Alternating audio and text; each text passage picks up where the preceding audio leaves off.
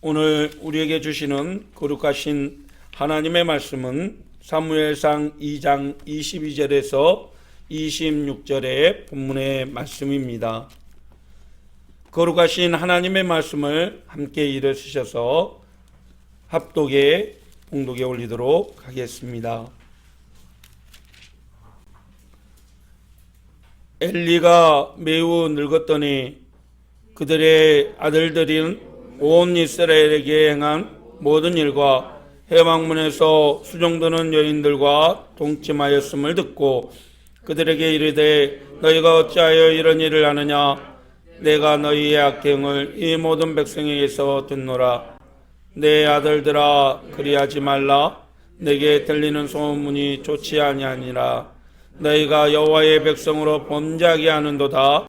사람이 사람에게 범죄하면 하나님이 심판하시려니와 만일 사람이 여호와께 범죄하면 누가 그를 위하여 강구하겠느냐 하되 그들이 자기 아버지의 말을 듣지 아니하였으니 이는 여호와께서 그들을 죽이기로 뜻하였음이었더라.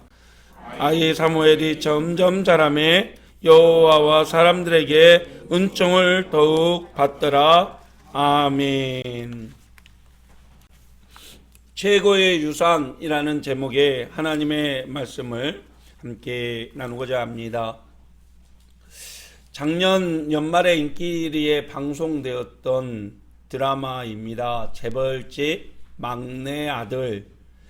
이 드라마는 가상의 재벌그룹 순양물산의 거대 그룹의 유산을 둘러싼 자녀들의 치열한 분쟁을 그린 드라마였습니다.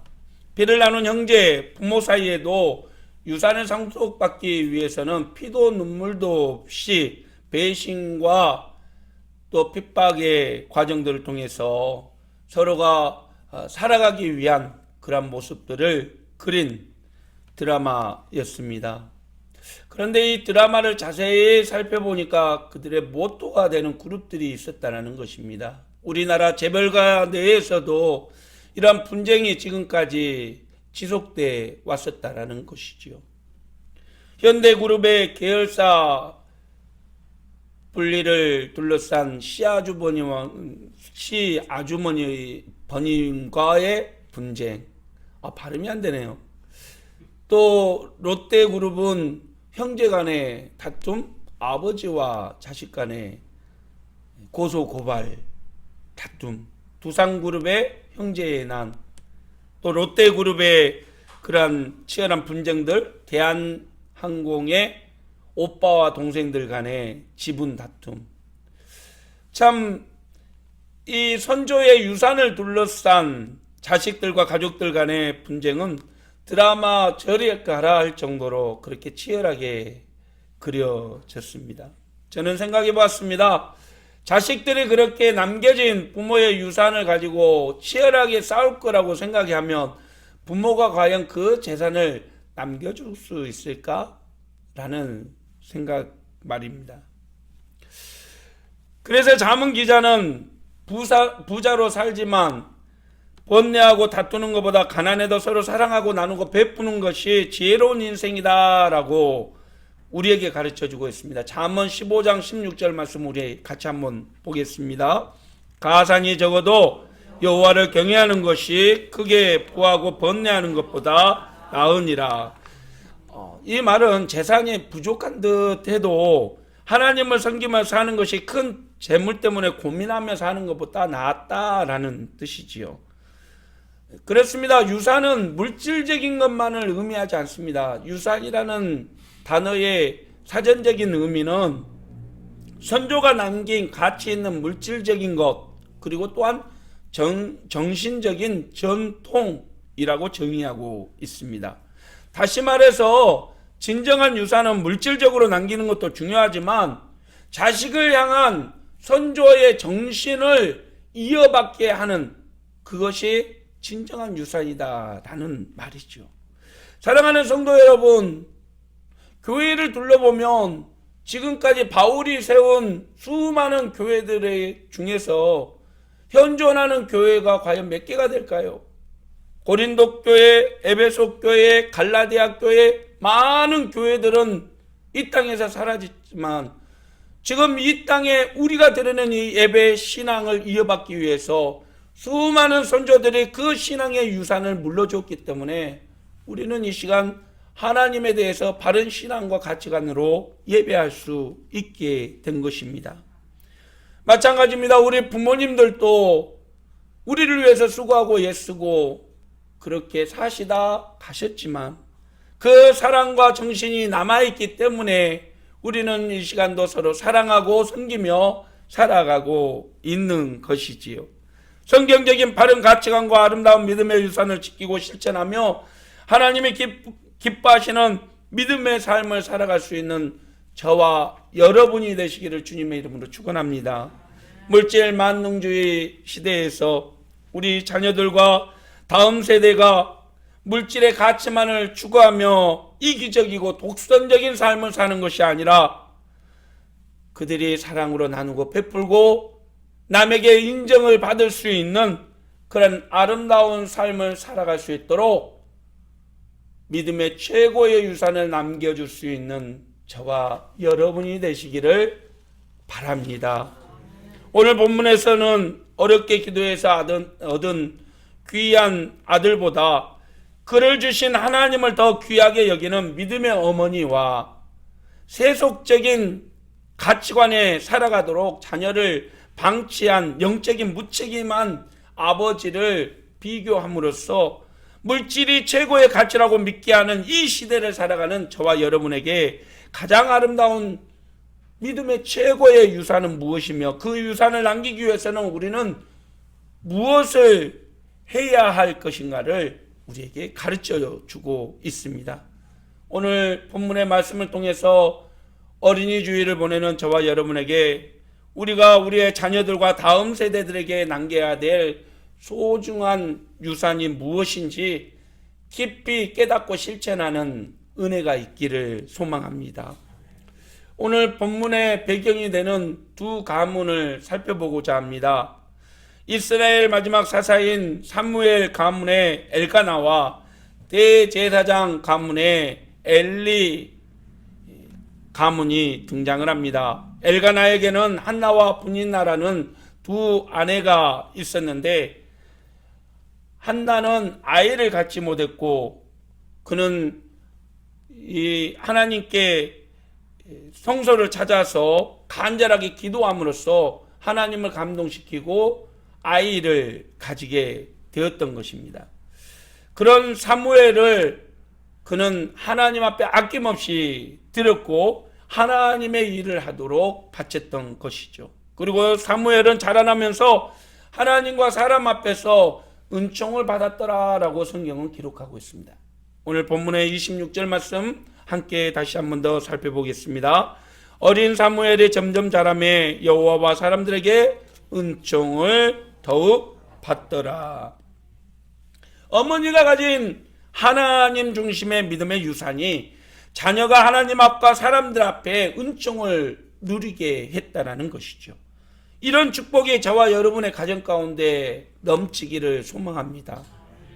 하지만 엘리 대제사장에게는 두 아들 홈리와 비느하스가 있었는데 그들은 실로에서 하나님께 제사를 드리는 제사장으로 섬기고 있었습니다. 하지만 놀랍게도 성경에는 그 홈리와 비느하스가 행실이 나빴고 더 중요한 것은 하나님을 알지 못했다라고 성경은 기록하고 있다는 거죠.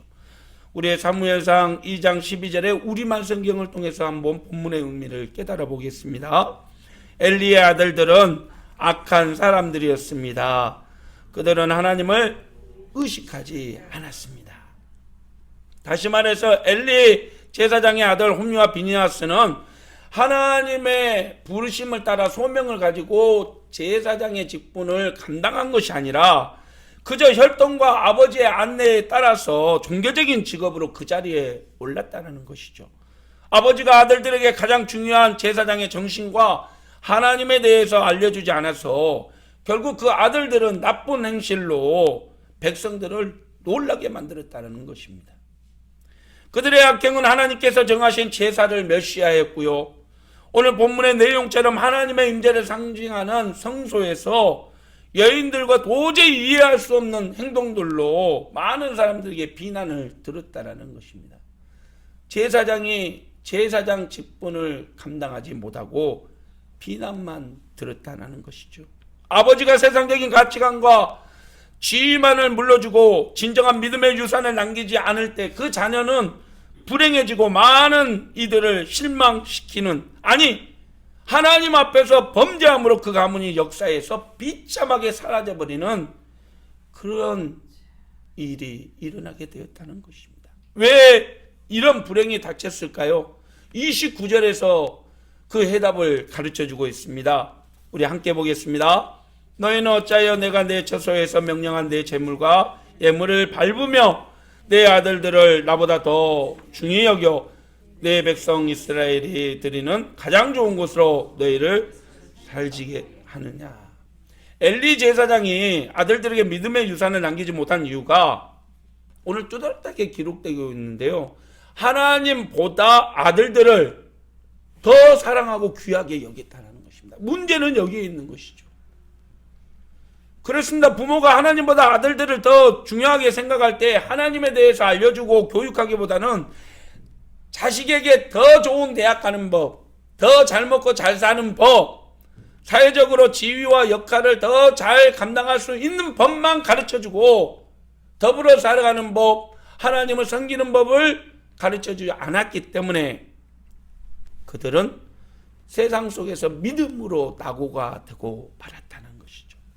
그래서 인생에서 가장 중요한 예수 그리스도는 뒷전으로 밀리고 성공만을 위해서 쫓아가는 폭주기관차처럼 인생을 그렇게 낭비하고 말았다는 것입니다. 사랑하는 성도 여러분, 이 시대에도 하나님보다 자식들을 더 중요하게 생각하는 현대판 엘리 제사장의 가정들이 너무나 많습니다.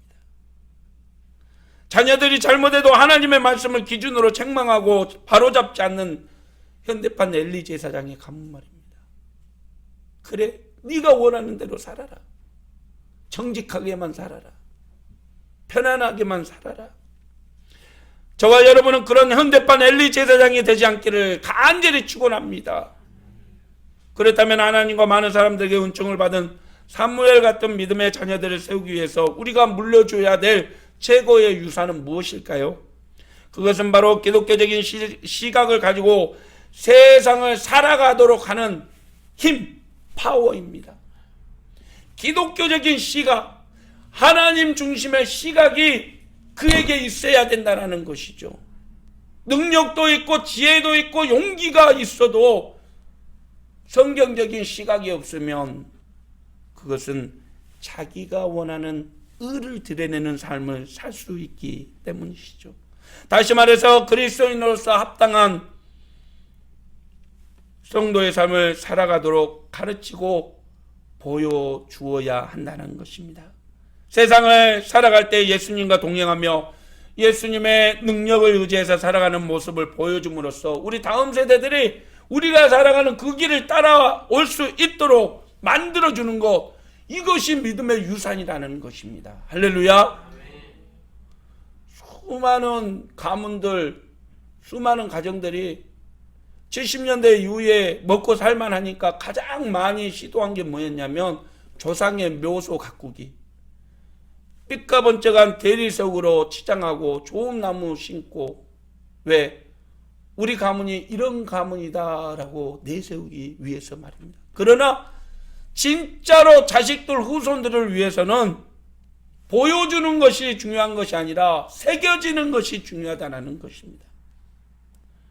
여러분, 우리의 삶도 내가 이런 신앙생활을 했다, 내가 이런 모습으로 살았다가 아니라 내 삶의 모습이 내 자녀들과 다음 세대들에게 선한 영향을 끼칠 수 있도록 그런 아름다운 삶을 살 수 있기를 바랍니다.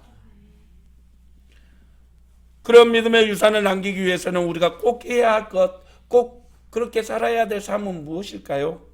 오늘 본문을 통해서 그 교훈을 나누는데, 첫째, 부모의 사람이 하나님 보시기에 아름다워야 된다는 것입니다. 부모의 삶이 하나님 보시기에 아름다워야 된다는 것이죠. 사람에게 칭찬받으려면 사람들이 인정하는 삶을 살아야 되는 것이죠. 마찬가지입니다. 하나님이 인정하는 삶은 하나님 보시기에 아름다워야 되죠. 저희 어머니의 예화를 잠깐 드리고자 합니다. 저희 어머니는 가난한 집에 시집 와서 고생고생하면서 7남매를 키웠습니다. 저희 집에 제사가 15개가 있어가지고 어머님이 어떨 때는 한 달에 2번씩 제사를 드리면 너무너무 행복한 날이었습니다. 쌀밥 먹으니까. 그렇게 이 흰쌀밥을 준비해서 제사를 그렇게 섬기고 자식들 7남매를 얼마나 눈물로 양육했는지 모릅니다. 그런데요, 저희 어머니에게는 한 가지 버릇이 있습니다. 그때 당시에 70년대, 80년대에는 베트남 전쟁이 끝나고 나서 상위용사들과 또 어렵게 사는 사람들이 이렇게 걸씩 동냥을 하면서 다녔거든요. 다른 집들 다 가도 저희 집 쓰러져 가는 초막집에 오면 어머님은 어디에서 났는지 그 쌀을 퍼다가 그들에게 나눠줬습니다. 물론 아버님은 난리 났죠. 그런데 어머니는요, 항상 저희 집에 오는 그런 사람들에게 한 번도 빈손으로 보낸 적이 없습니다. 물론 어머니의 가정들이 늘 자선을 베푸는 그러한 생각들을 가지고 있었기 때문이었겠죠. 어머님이 저에게 말씀하신 것이 생각납니다. 사람은 인정이 있어야 된다. 사람이 사람을 또 안 도와주면 누가 도와주겠냐. 배고픈 사람 절대로 모른 척 하지 마라. 아버지는 그런 어머니를 구박하셨지만 지금 제가 목회하고 있는 이 현장에 제 마음속에 심장 가운데 새겨진 단어는 바로 이것이었습니다. 배고픈 사람, 가난한 사람 절대 그 아픔을 잊지 마라. 왜냐하면 그것이 그리스도의 사랑이기 때문이죠. 저는 그렇게 믿고 있습니다. 여러분, 꽃게가 옆으로 걸으면서 자식에게 야 똑바로 걸어라 하이? 아무리 말을 한다고 꽃게가 앞으로 걷겠습니까?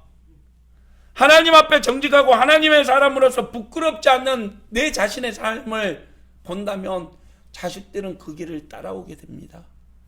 욕심 없이 배려하고 용서하고 사랑으로 보듬어주고 섬기는 삶을 산다면 자식들도 그 길을 따라오게 되는 것이죠. 신앙의 가치에 대해서 분명히 가르쳐주고 목이 칼이 들어와도 그리스도인들은 그리스도인답게 살아야 된다. 세상과 달라도 하나님이 기뻐하는 삶을 살아야 된다라고 가르칠 수 있는 그 용기와 힘으로 살아가야 하는 것이죠. 어려워도 하나님이 기뻐하는 예물 도둑질하지 마라. 하나님이 기뻐하는 예배의 시간 도둑질하지 마라. 그런 삶을 우리가 살면 자식들은 따라오게 되는 것이죠. 우리의 자녀 세대도 우리가 걸어가는 그 믿음의 길을 따라 결국 하나님 앞과 사람들에게 은총을 누리며 살아가게 될 줄 믿습니다.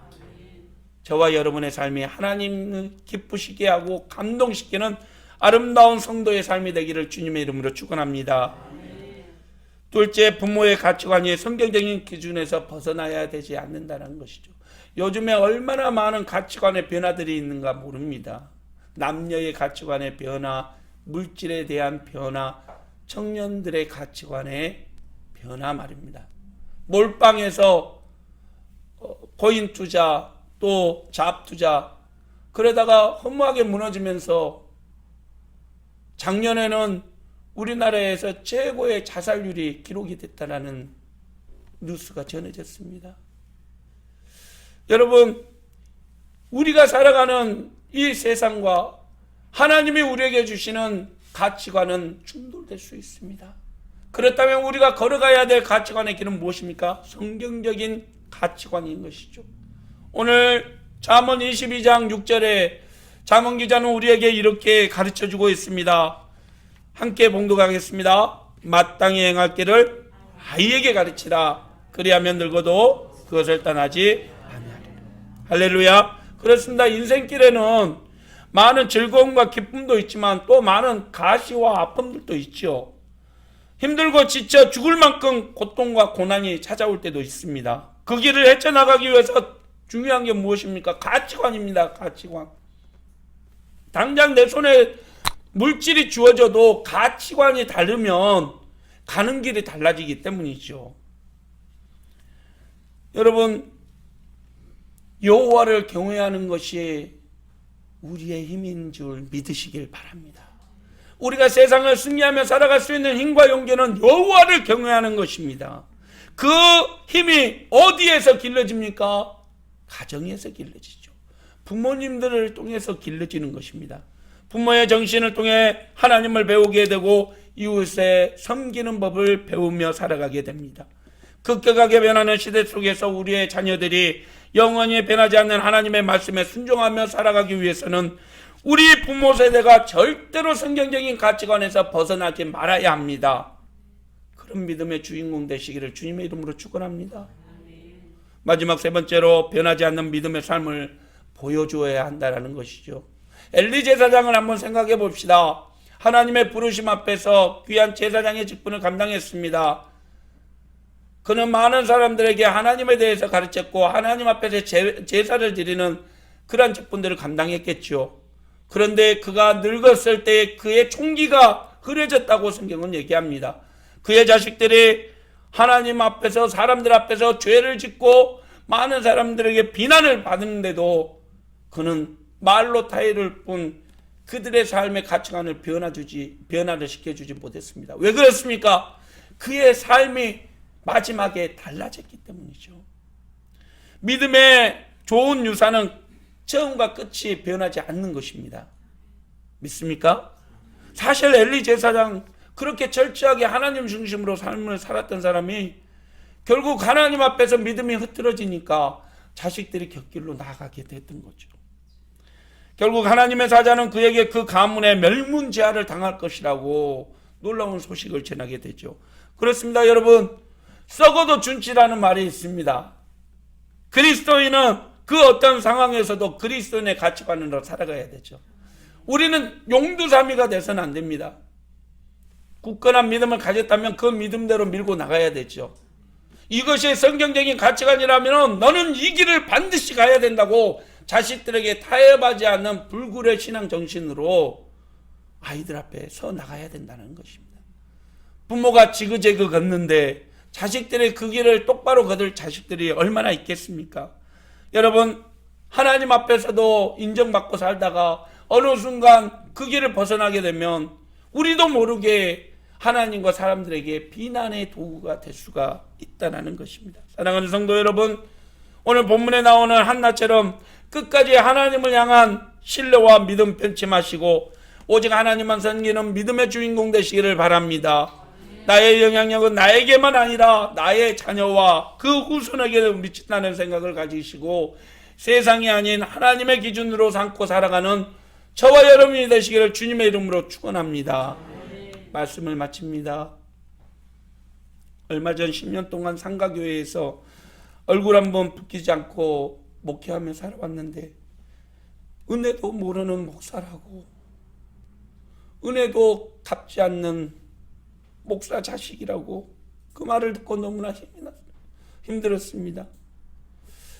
갑자기 교회가 정전이 돼서 그것 좀 고쳐달라고 얘기를 했는데 그 교회 건물 관리도 안 하고 우리는 그런 임대인 필요 없다고 나가달라고 말을 드렸을 때 하나님을 섬기는 하나님의 은혜 가운데 지금까지 버티고 10년을 목회해 왔는데 어떻게 이런 허무하게 그렇게 일을 당할 수 있을까? 너무나 힘들었습니다. 36년 전에 지어진 건물을 어떻게 관리를 해야지 누수가 안 날 수 있을까요? 사람이 할 수 없는 일이라 생각을 했는데 그분들은 또 생각이 달랐던 것 같습니다. 여러분, 지금까지 10년 동안 자선사업 하듯 우리 교회에 은혜를 베풀어 주시고 돌봐줬다고 하는데 저는 매달 135만 원 월세 꼬박꼬박 내고 10년을 버텨왔습니다. 무료로 산 것도 아니고 자선사업가에게 긍휼을 베풀면서 산 것도 아니었습니다. 건물 세 채가 있으면 뭡니까? 함께 살아가는 세상의 가치관을 모르는데,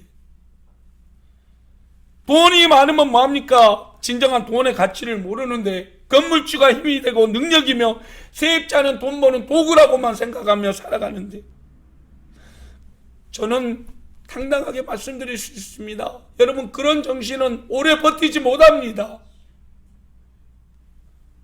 사랑하는 성도 여러분, 우리 삶의 최고의 가치관은 하나님 사랑과 이웃 사랑입니다. 하나님 사랑과 이웃 사랑이 없으면 우리는 그리스도인의 삶을 살아가지 못하는 것이죠. 함께 더불어 살아가고 배려하고 도와주며 가난한 이웃들을 구제하고 어려운 곳에 선교하는 선교사님들을 살피고, 내가 기뻐하는 삶이 아니라 하나님이 기뻐하는 삶을 사는 것이 그리스도인의 최고의 가치관임을 믿으시길 바랍니다. 그리고 그 가치관을 우리 다음 세대 자녀들에게 유산으로 물려줄 수 있는 저와 여러분이 되시기를 바랍니다. 하나님 보시기에 아름다운 삶을 사십시오. 성경적인 가치관에서 벗어나지 마시고 끝까지 변치 않는 믿음으로 하나님을 기쁘시게 하는 믿음의 주인공 되시기를 우리 주님 예수님의 이름으로 간절히 축원해 합니다. 기도하겠습니다. 사랑의 하나님 아버지, 오늘 또 그리스도인의 가치관을 가지고 세상을 넉넉하게 승리하며 살아가도록 인도해 주신 것 감사합니다. 하나님을 의지하고 나아갈 때 하나님, 우리의 삶이 언제나 하나님이 기뻐하는 삶이 되게 하시고, 우리 자녀들에게, 후손들에게 하나님의 선한 영향력이 유산으로 물러져서 하나님이 아름답게 쓰시는 우리의 다음 세대들, 자녀들 되게 하여 주시옵소서. 하나님의 영광이 되는 교회 되기를 소망합니다.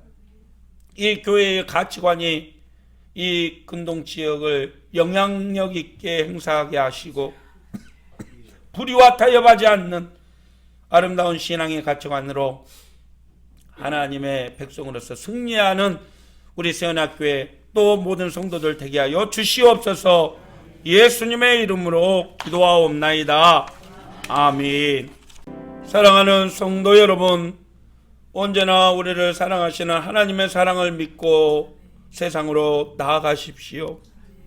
지치고 힘들 때 하나님이 반드시 우리를 도와주실 것입니다. 지금은 어린아이들을 품에 안으시고 사랑하시는 우리 구주 예수 그리스도의 무한하신 사랑과 오늘 또 우리를 돌보시고 목자로서 이끄시는 하나님 아버지의 지극하신 사랑하심과 언제나 바른 길로 인도하시며 성경적인 가치관으로 우리가 세상을 살아가며 승리하도록 도우시는 성령님의 인도하심의 은혜가 오늘 또 하나님의 말씀 앞에 순종하며 우리의 다음 세대들, 우리의 자녀들에게 최고의 유산을 물려주기 위해서 하나님 앞에 아름다운 삶을 살기로 다짐하며 돌아가는 사랑하는 교우들 머리머리 위에와 영등포노의 작은 교회들을 돌아보며 그리스도의 사랑을 심어주며 하나님의 복음을 전하기 위해서 늘 열심히 최선을 다하며 사역을 감당하는 영등포노의 남성교회 연합회 임원들 머리 위에 이제부터 영원토록 성삼위 하나님의 은혜가 함께 하시기를 간절히 축원하옵나이다. 아멘.